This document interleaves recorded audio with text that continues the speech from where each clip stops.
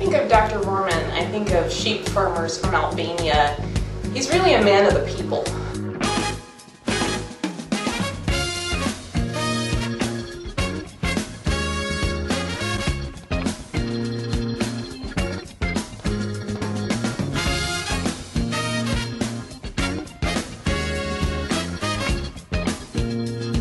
The tower's too high, so I always tell the residents to keep the tower down on the patient, so I crank it down like that, just so you won't criticize me for.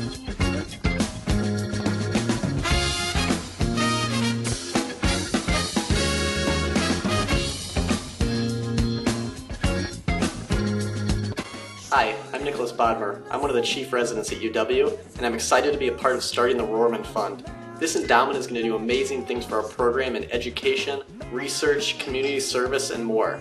So thanks in advance for supporting. I've helped create the simulation training for contrast reaction. Since we already have such an outstanding training lab for simulation in the ISIS Center at UW, it would be wonderful to be able to utilize that for training for residents in contrast reaction management. There's really not ever enough money to train each of the classes like we want. It would be wonderful to have that money available to train each of the levels of residents as they come through, and also refreshers for fellows and attendings. The project is called QCards, which is a platform for interactive learning modules that's designed to make it really easy for students, instructors, attendees to share and collaborate on these interactive learning modules. Innovation as a profession is key. It's going to shape the future of radiology, and I think the more that we can do to support that, the better. There's a lot of challenges, especially being a radiology resident. You know, radiology residency, as we know, is a full-time job,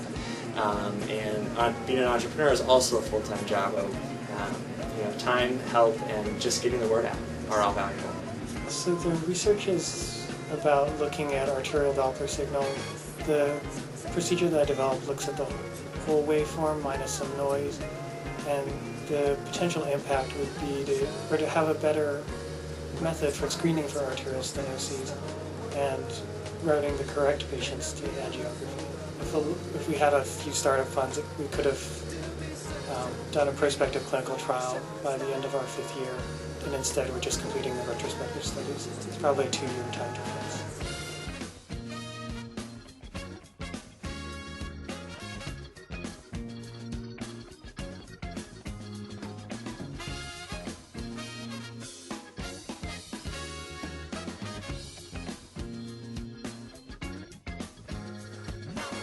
So I'm currently doing a RSNA exhibit on liver tumor resection. We wanted to create these original medical illustrations to make unique points that could contribute to the literature. And Dr. Rohrmann has helped us get that extra funding so that we can work with a professional medical illustrator.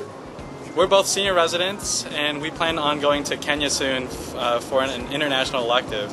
We're going out to a small town outside of Nairobi to help open up a new maternity wing there and help train their OB docs to do a prenatal ultrasound. We did apply for external funding through the national organizations within radiology and really had difficulty finding those resources and getting those resources.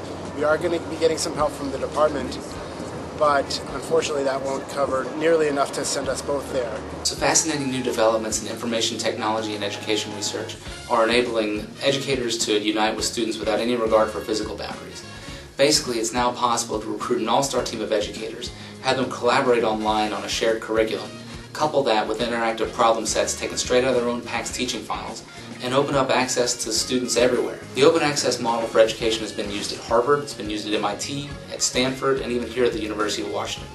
But its applications in medical education really haven't been explored yet. So, the University of Washington Department of Radiology actually has a phenomenal opportunity to establish a position at the leading edge of the implementation curve. In addition to its applications in resident education, there are immediate applications in medical student education and even in CME for attendings.